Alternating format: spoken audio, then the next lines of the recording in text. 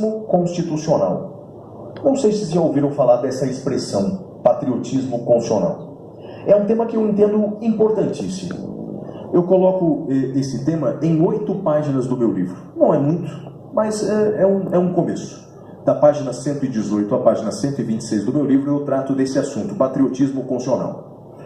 Para você entender, uma introdução. Olhando muitas vezes a realidade brasileira, olhando as conversas entre os familiares, a interação entre as pessoas, olhando as escolas, mas principalmente olhando as redes sociais, eu confesso muitas vezes que eu me sinto no meio de um quadro. Eu me sinto no meio de um quadro espanhol. Esse quadro aqui, não sei se vocês conhecem, é um quadro famoso na arte espanhola. Esse quadro está exposto no Museu do Prado, em Madrid, o maior museu, o maior museu da Espanha, um dos maiores museus da Europa. Esse quadro foi pintado pelo pintor espanhol Francisco de Goya. Goya, um dos mais conhecidos pintores espanhóis. Esse quadro se chama Duelo com Porretes. Em português, Duelo com Porretes. Na verdade, veja, examine o quadro comigo. São dois irmãos. São dois irmãos se digladiando, cada qual com um porrete em suas mãos. Então são dois irmãos que se agridem violentamente, cada qual com seu porrete. Veja, as agressões são tão intensas, mas são tão intensas que esse irmão da esquerda está sangrando. E o sangue escorre pelo rosto, pelo corpo. Pois bem, e eles estão tão tomados por esse ódio, estão tão cegos por esse ódio, que eles não conseguem verificar a situação em que eles estão. O ambiente em que eles estão, pois veja no quadro, é um ambiente sombrio, um ambiente cinzento, um ambiente lúgubre, em que eles estão afundados até os joelhos, afundados nessa mistura de lama e sujeira e sangue. E a cada golpe que um dá no outro, se afunda um pouco mais. E eu confesso que muitas vezes eu me sinto no meio desse quadro, porque apesar de ser uma realidade triste em muitos cenários que nós vivemos, eu vejo brasileiros e brasileiras se ofendendo reciprocamente, de forma tão intensa e tão veemente, por terem visões diferentes do país. Claro, temos visões diferentes, mas são tantas as ofensas que as pessoas ficam cegas pelo ódio e não conseguem perceber o ambiente em que elas estão. E o ambiente não é nada favorável em muitos cenários. Vou te dar um exemplo. Educação. Bem, segundo vários indicadores internacionais, a educação brasileira é uma das piores do mundo. Uma das piores do mundo. Vou te dar um dado empírico. Há 2 anos, eu sou professor de um curso de mestrado em Portugal. Portanto, semestralmente, eu estou em Portugal. E sempre quando eu volto de Portugal, eu volto diferente. Primeiro eu volto uns 2 quilos mais gordo. Eu não consigo resistir àqueles doces portugueses lá. Mas além disso, eu volto com um bocado de tristeza também. Porque eu vejo os meus amigos professores portugueses colocando seus filhos pequenos em escolas públicas de Portugal, escolas públicas portuguesas. E as crianças saem das escolas públicas de Portugal, e veja, eu estou falando Portugal, um dos países mais pobres da Europa. Então as crianças saem das escolas públicas de Portugal falando 3 línguas. Falando o português, o inglês e uma terceira língua de eleição, que pode ser o francês ou o alemão. E aí eu te pergunto, as crianças saem das escolas públicas brasileiras falando quantas línguas? Mas é muito mal o português. E diante desse cenário, que é desastroso, porque um país só se torna uma potência a partir da educação, é diante desse cenário desastroso que eu vejo, então, brasileiros se digladiando por quaisquer razões. Veja, não precisa ir muito longe. Exemplos das últimas semanas no Brasil. Houve lá na Grande São Paulo, de onde eu venho, houve uma chacina numa escola pública. Qual foi a grande discussão brasileira acerca da violência? Qual foi a grande discussão das últimas semanas? De um lado, pessoas culpando o presidente, dizendo que a culpa é dele por ser favorável à flexibilização da posse de arma de fogo, Do outro lado, pessoas culpando governos anteriores, lenientes demais, deveriam ter endurecido, porque se os professores estivessem armados, não teria essa chacina. Veja, que diabo de discussão é essa? Que diabo de superficialidade é essa que não vai nos ajudar em nada? Não precisa ir muito longe. Tema da discussão da semana passada, a maior discussão brasileira, a natureza da ascensão dos militares ao poder em 1964. Metade do povo dizendo que foi golpe e ditadura nunca mais. A outra metade dizendo que não foi golpe, foi um movimento contra-revolucionário, semi-democrático, para evitar o comunismo no Brasil. Veja, ficamos nessa discussão de um episódio ocorrido 55 anos atrás e parece que nos esquecemos que o Brasil tem 15 milhões de desempregados, não é? Parece que estamos exatamente nesse quadro, né? Nos digladiando, nos ofendendo, e a realidade é de 15 milhões de desempregados. E nesse índice de 15 milhões, nem estão os chamados desalentados. Eu não sei se vocês conhecem esse indicador. Desalentados são pessoas que já desistiram de procurar emprego. Nem são aqueles desempregados que abandonaram, perderam as esperanças. Esses nem aparecem mais nas estatísticas de desemprego. Ou seja, se somarmos desempregados com desalentados, são mais de 20 milhões. É 10% da população brasileira. Veja, a realidade é tão sombria, é tão problemática, e nós ficamos nos digladiando. Só para terminar, essa semana, qual foi a grande discussão na internet brasileira? Se o nazismo é um movimento de direita ou de esquerda. Se o Holocausto é perdoável ou imperdoável. Ficamos nessa discussão tão vazia e a realidade é tão triste. Bem, e, na minha opinião, o fundo do poço nem é isso. O fundo do poço a gente alcançou o ano passado, 2018.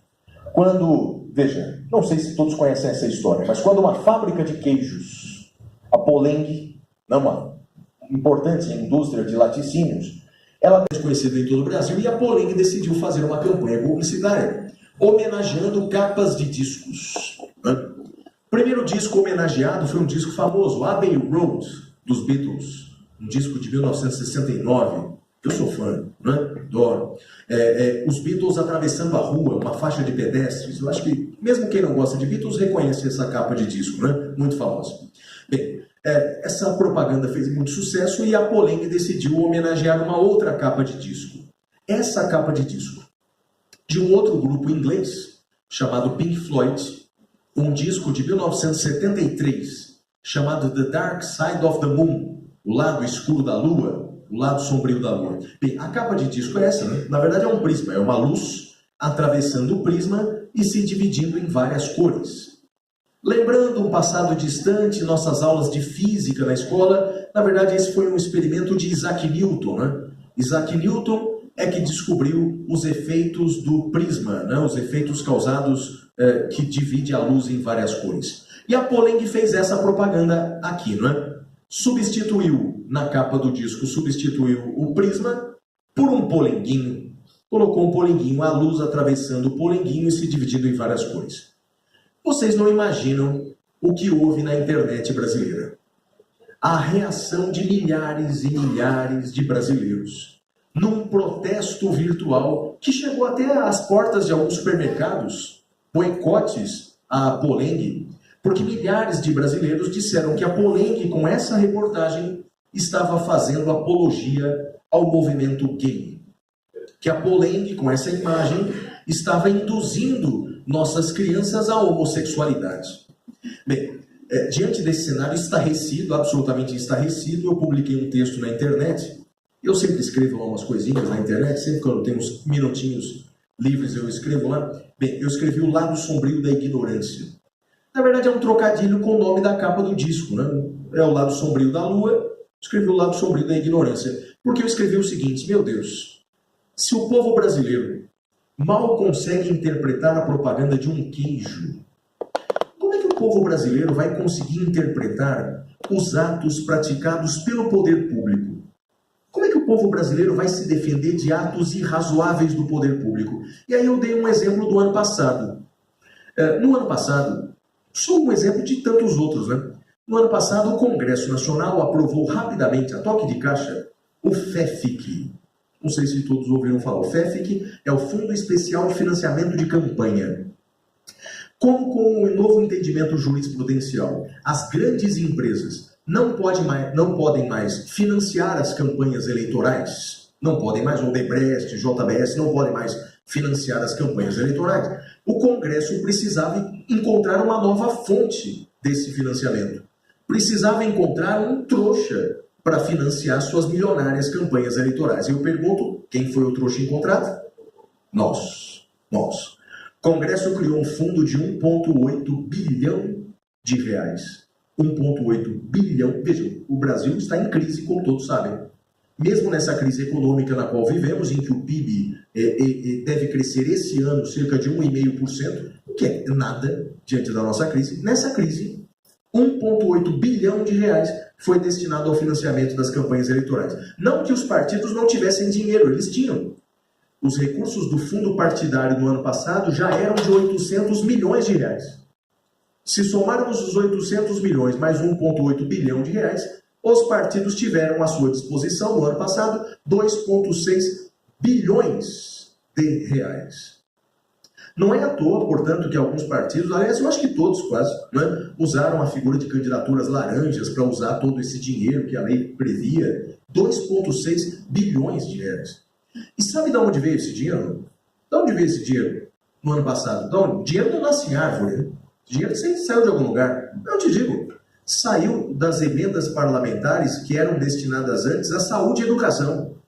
Então, em resumo, 1,8 bilhão de reais foi retirado de saúde e educação para financiar campanhas eleitorais. O que eu escrevi é o seguinte: o povo brasileiro mal consegue interpretar a propaganda de um queijo. Seguramente o povo brasileiro não sabe o que é o FEFIC, não sabe que o dinheiro foi retirado de seu bolso para financiar as campanhas eleitorais, e o povo brasileiro não sabe como se defender disso. Basicamente foi o que eu escrevi, não é? Meus amigos, as respostas que me fizeram na internet são horrorosas. Eu não vou ler aqui o que as pessoas responderam para mim, porque eu não quero entristecê-los. Esse é um evento festivo. A OAB aqui comemora, a OAB de Catalão comemora 40 anos, e eu quero trazer, bem, eu vou trazer algumas tristezas, mas não quero entristecê-los tanto não. Agora no Carnaval, antes de começar minhas viagens pelo Brasil inteiro, e tenho viajado bastante, né, eu decidi fazer um teste na internet, uma experiência na internet, para saber se eu estava tendo uma visão equivocada, se eu estava tendo uma visão pessimista do Brasil e do brasileiro. Eu fiz o seguinte: tantas pessoas fazem, eu também fiz na internet um perfil falso. Nas redes sociais eu criei um perfil falso. Só durante o Carnaval, eu criei o Luca Brasi. Para quem gosta de cinema, Luca Brasi era o capanga de Don Corleone, no filme O Poderoso Chefão. Então eu criei um perfil falso, Luca Brasi, nas principais redes sociais, e durante 5 dias eu só postei e interagi com as pessoas difundindo discursos de ódio. Bem, eu não cometi crimes, porque eu não sou besta nem nada, não cometeria crime, mas dentro da liberdade de expressão, eu defendi alguns absurdos, como, por exemplo, o fim da liberdade de imprensa, sob o argumento de que uma imprensa livre, ela só mostra o que o Brasil, ela mostra o que o Brasil tem de pior. Imagine, uma imprensa livre mostra que o apelido do presidente do STF na planilha da Odebrecht era o amigo do amigo. Veja, uma imprensa livre tem o poder de mostrar essas coisas. Então, se nós tivermos um Estado que controla aquilo que é publicado pela imprensa, é um Estado pungente. Essas notícias não vão abalar nossa economia. Defendi também a tortura. Nos tempos em que a tortura acontecia no Brasil, era um país economicamente mais forte, um país mais sério, a criminalidade tinha medo do Estado repressor. Fim da democracia por 30 anos, porque gastamos tantos bilhões de reais com eleições a cada 2 anos. Por que não suspendemos tudo isso e investimos esse dinheiro todo em aquilo que é mais importante? E o fim da universidade pública. Essa era a bandeira que as pessoas mais gostavam. Fim da universidade pública. Sob o argumento de que com o nosso tributo suado, né, fruto do nosso trabalho, nós sustentamos aí universitários, maconheiros e pederastas. Bem, essas eram as ideias defendidas. Veja, um horror. Né? O que há de pior para o ser humano pensar e escrever? O que há de pior? E aí eu escrevia isso para saber, será que isso vai ecoar na internet? Será que isso vai ser do abrigo das pessoas? Veja os resultados, né? Em 2 dias, esse perfil tinha 1.000 seguidores. Em 5 dias, ele tinha 3.000 seguidores. E ele foi se tornando, numa projeção muito rápida, uma espécie de subcelebridade na internet. E sabe o que mais me assustou com essa experiência? É claro que eu apaguei isso no 5º dia, né? Obviamente nem procure porque não há mais esse perfil. O que mais me assustava não era o que eu escrevia, porque obviamente era da boca para fora, escrevia uns absurdos, né? Por exemplo, fim da universidade pública, na minha opinião, é um dos maiores absurdos que se pode dizer no Brasil. Porque o Brasil já é, na comparação com outros países, uma das maiores distorções do ensino público. Vocês sabiam que no Brasil, cerca de 5% das universidades são públicas e 95% das universidades são privadas? E isso só acontece no Brasil e no Chile. Só no Brasil e no Chile é que prestigiou tanto o ensino privado em detrimento do ensino público. E pior, esse número no Brasil está piorando. Está piorando. Imagino que todos saibam, quem não sabe, eu lamento entristecê-lo, mas só no ano passado o Ministério da Educação autorizou a criação de novas 300 faculdades de direito. Novas 300. Hoje no Brasil nós temos, número exato, 1.517 faculdades de direito no Brasil. 1.517. A imensa maioria, faculdade privada, a imensa maioria. E sabe quantas faculdades de direito há no resto do mundo? Menos de 1.000. Temos menos de 1.000. Então, no Brasil, nós temos mais faculdades de direito do que o resto do planeta. Então, veja, defender no Brasil o fim da universidade pública ou é desconhecer a nossa história ou simplesmente querer jogar o nosso futuro na lata do lixo. Então, defender um troço desse é um imenso absurdo. Mas o que mais me assustava é que as pessoas amavam esse discurso. Eu via donas de casa, eu ficava assombrado com as respostas, mas donas de casa concordando com a defesa da tortura. Dizendo, é isso mesmo. Porque quem vai ser torturado é só criminoso. Quem vai ser torturado é só sujeito que quer perverter a ordem. É só o sujeito do mal que vai ser torturado. Só criminoso, bandido vai ser torturado. O cidadão de bem jamais vai ser torturado, né? Que é um grande absurdo, né? O fim da democracia por 30 anos. A nossa democracia já é tão combalida, já lutamos tanto por ela. Bem, me assustava demais esse cenário. A conclusão a que eu chego, então, é que, sim, no momento em que nós estamos, de tamanha divergência, em que há uma nuvem de discordância entre as pessoas, é um momento propício para ecoar essas ideias absurdas, essas ideias de retrocesso. E aí vem minha pergunta. E o que o direito constitucional tem como antídoto? O que o direito constitucional sugere? Bem, a minha proposta está no quadro. É o patriotismo constitucional. Eu creio que o direito constitucional ele pode nos ajudar com essa teoria aqui. Bem, essa teoria ela foi criada por 2 alemães. São eles, 2 constitucionalistas alemães. Dolf Sternberger, foi ele quem criou essa expressão, inclusive, patriotismo constitucional. Ele tem um livro com esse nome, Patriotismo Constitucional. E quem popularizou essa expressão foi o filósofo alemão Jürgen Habermas. Bem, o que é isso, patriotismo constitucional? Essa teoria surgiu na Alemanha depois da Segunda Guerra Mundial. Depois da Segunda Guerra. Todos sabem que na Segunda Guerra a Alemanha foi um país destruído. Foi um país destruído fisicamente, materialmente. Berlim, por exemplo, foi reduzida a pó, tamanhos dos bombardeios. Mas também foi um país destruído moralmente. Principalmente moralmente. Porque como pôde a Alemanha, um país de pessoas inteligentes, um país com uma história importante, como pôde a Alemanha conviver com um dos maiores genocídios que o ser humano já presenciou? Como pode a Alemanha ter convivido, ter tolerado, ter fechado os olhos para milhões de judeus, homossexuais, estrangeiros, ciganos serem mortos covardemente? Como pode um país se reconstruir disso?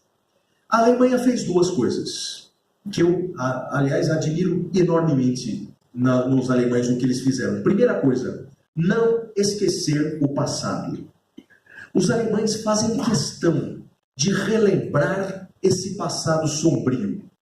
Se você for, para aqueles que não conhecem, se você for a Berlim, vale a pena demais conhecer Berlim, sobretudo porque fizeram os alemães. Os principais monumentos de Berlim são monumentos que lembram o Holocausto. Por exemplo, a maior praça de Berlim realmente é um lugar assim em que você fica sem ar quando você visita. A maior praça de Berlim é uma praça enorme, fica no centro da cidade e tem milhares de pedras quadradas simulando túmulos de vários tamanhos.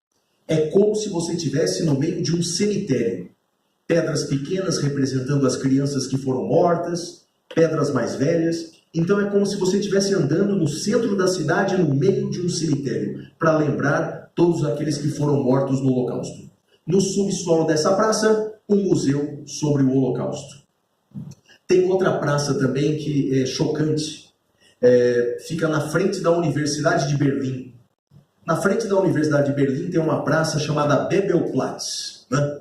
Foi naquela praça que na década de 30, professores e jovens da juventude nazista retiraram da biblioteca da universidade milhares de livros. Essa cena é bem famosa, não sei se você conhece. Mas milhares de livros foram retirados da biblioteca da Universidade de Berlim e foram incendiados no meio da praça. Os jovens fazendo a saudação nazista diante daquela fogueira gigantesca. Livros foram queimados na Alemanha naquele dia. E hoje, naquela mesma praça, tem um monumento subterrâneo. Você andando pela praça, você pisa num vidro. O monumento está embaixo. São estantes numa biblioteca subterrânea com as estantes vazias.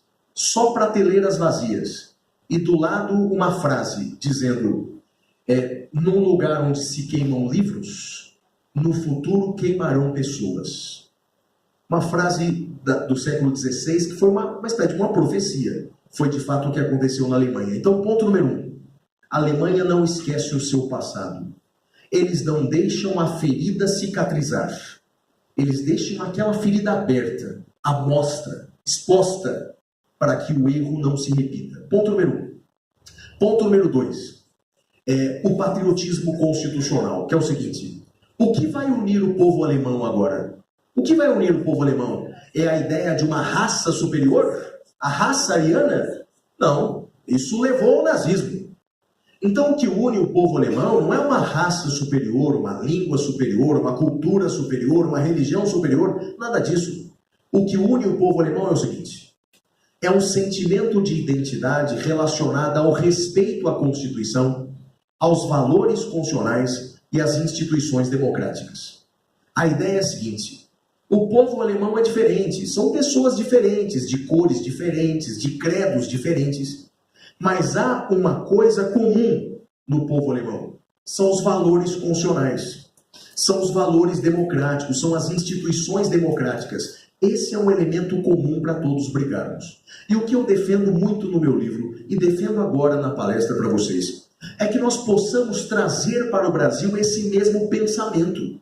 Porque, veja, assim como na Alemanha, aliás, eu diria, mais do que na Alemanha, o Brasil é formado por pessoas muito diferentes. E somos e sempre seremos muito diferentes. Temos credos diferentes, cores diferentes, culturas diferentes e mais. Temos uma visão diferente do país e sempre teremos. Alguns com uma visão mais à direita, outros com uma visão mais à esquerda. Ok, somos diferentes. Mas temos valores comuns pelos quais devemos brigar. Porque enquanto o povo brasileiro permanece dividido, essa é a saída ideal para qualquer governo, né? Já dizia o imperador romano: divida para governar. A melhor forma de governar é ter um povo dividido. Então, portanto, que usemos os exemplos, nos inspiremos nos exemplos dos alemães, exatamente para trazer para o Brasil esse movimento. Só cuidado com essa palavra patriotismo. Ela é muito mal interpretada e, se levada ao extremo, ela chega ao chamado nacionalismo. São coisas diferentes, né? A ideia do patriotismo constitucional alemão essa unificação de um povo diferente, multicultural, multirracial, multiétnico, em torno dos mesmos valores funcionais. Nacionalismo é outra coisa. Nacionalismo é mais do que um amor ao seu país, um amor à sua pátria. É um desprezo aos demais. É uma sensação de superioridade do seu país aos outros. Porque aqui a nossa raça é melhor, a nossa cor, a nossa língua é mais culta do que as outras, a nossa cultura é muito mais evoluída do que as outras, a nossa religião é a religião certa, o nosso Deus é o Deus verdadeiro. Não esses deuses mundanos, ou seja, não é isso. Isso é o nacionalismo que levou ao nazismo e a outros movimentos aí, reacionários. Portanto, nos inspiremos no patriotismo constitucional. Segundo tema que eu separei para discutirmos hoje à noite aqui. Muito importante, muito importante. Afinal, quem são os intérpretes da Constituição? Quem são os principais intérpretes da Constituição no Brasil? Quem é o principal intérprete da nossa Constituição? É o Supremo Tribunal Federal? É o STF? Porque, veja, confesso que lendo os jornais, a impressão que eu tenho é que o STF, se não for o mais importante intérprete da Constituição, talvez é o único intérprete que há.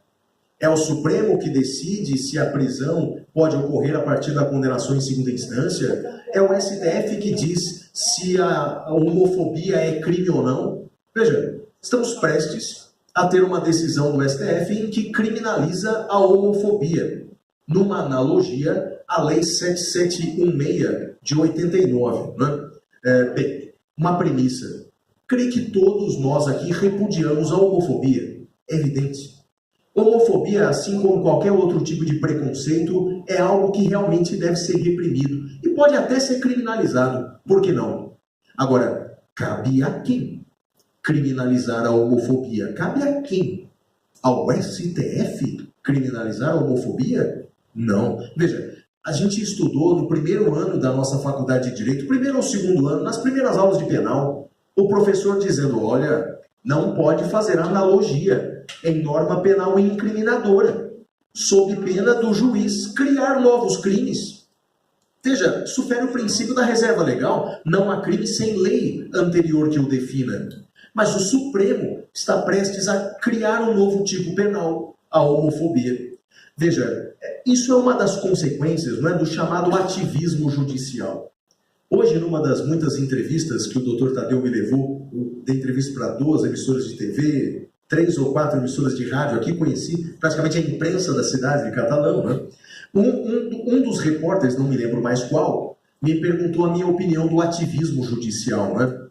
Eu disse para ele o que eu diria agora para vocês. Bem, o ativismo judicial ele foi criado, ele é uma distorção da separação dos poderes que foi criado com boas intenções. Como, aliás, quase tudo na vida é criado com boas intenções, né? O ativismo também foi. Deixou alguns frutos que não são tão ruins. Por exemplo, antigamente, no Brasil, há 20 anos, se tivesse um doente que precisasse de um remédio importado, que vende nas farmácias americanas, há 20 anos, o que esse doente fazia? Fazia uma promessa para ser despedido, né? Ele pedia ajuda dos amigos, dos familiares, é o que ele fazia há 20 anos. Agora, esse mesmo doente que precisa de um remédio importado, ele faz o quê? Bem, impetra um mandado de segurança. Ou então procura o Ministério Público, Defensoria Pública, mas o fato é que ele vai até o Judiciário para que o Judiciário determine a entrega daquele remédio. Bem, é um ativismo judicial. Não há dúvida que é o juiz determinando a entrega daquele medicamento, a internação da pessoa no hospital, matriculando a criança na escola. Bem, esses, eu diria, são frutos até que bons do ativismo judicial. A pessoa morria há 20 anos, ela não morre mais por causa do ativismo judicial. O problema é que quando você cria uma distorção, quando você cria um monstro, o monstro ele cresce para lugares em que você realmente não imagina. Você não consegue limitar o tamanho do monstro. Estamos vivendo um momento em que há um exagero imenso das atribuições do Poder Judiciário, em especial das atribuições do STF. Né? E, bem, e da onde veio isso, hein? Da onde surgiu essa história de que o Supremo é o único intérprete da Constituição? Da onde veio isso? Bem, isso veio dos americanos. Isso veio dos americanos. americanos